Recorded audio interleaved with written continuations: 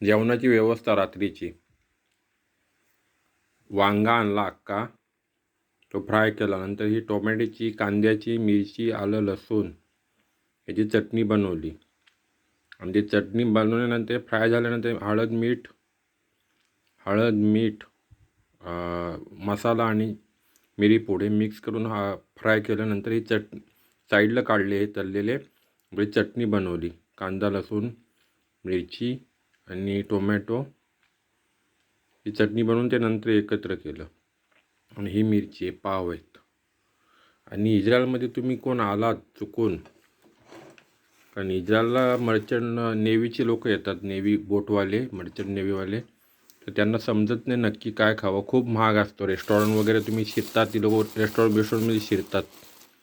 त्यापेक्षा त्यांनी एका मोठ्या सुपरमध्ये जायचं आणि तिथं एक खुम्मुस भेटतो.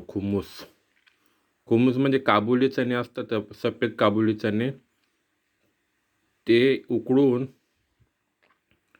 त्याची सालं काढतात, वाटते ना काय साल, ते मिक्सरमध्ये घेतात. त्यात पुदिना टाकतात, लिंबू टाकतात, कोथिंबीर आणि लसूण टाकतात आणि ते मिक्स करतात हे सर्व, आणि त्याला खुम्मुस म्हणतात. आता हे खुम्मुस मी थोड्या महागड्या सुपरमधनं आणलं, ते म्हणजे मला 690ला पडलं. तर तोच ते मोठ्या सुपरमध्ये गेले तर त्यांनी हा खुम्मुस विकत घ्यायचा एक, त्यांना 490पर्यंत तिकडे पडतो. आणि एक अशीच एवढ्याच साईजचा वांग्याची भाजी रेडीमेड येते, की जी आपण वांग्याची भाजी घरी बनवतो तसा एक डब्बा येतो छोटा एवढा, तो त्यांनी विकत घ्यायचं.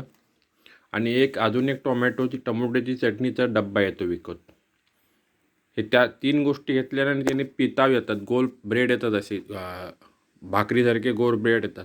तो त्यांनी एक मोठा पाकिट घेतात, त्याच्यामध्ये 10 असतात. ते 12 आता महाग झाले, 16 ते 17 शेकेलमध्ये त्यांना तो अख्खा 10चं पाकिट मिळतं.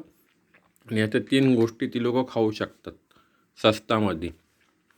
त्यांना ते सर्व टोटल खर्च त्यांचा तो जेवणाचा खर्च होऊ शकतो 10 पिता, म्हणजे त्याच्यामध्ये 4 माणसं जेवणार. आणि अजून काहीतरी ते घेऊ शकतात. टोटल त्यांना 25 शेकेलमध्ये अख्खा जेवण होणार.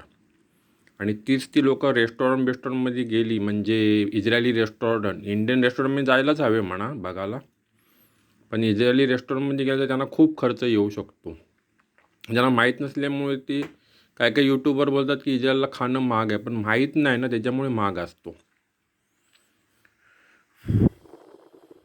तर आता एक खुम्मुस मी लावणार आणि चटणी लावणार आणि ते म्हणजे लिंबू पिळून ते मी खाणार. आता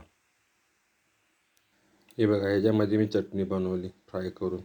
पहिले वांगे तळले, नंतर चटणी, वांगे साईडला काढले आणि वांगे तळताना हळद, मीठ, तिखट आणि हे टाकलं, जी मिरीपूड टाकली. नंतर त्याच तेलामध्ये कुठलंही मसाले न टाकता चटणी बनवली आणि ते मिक्स केलं. चला, गुड नाईट, बाय, जेवतो.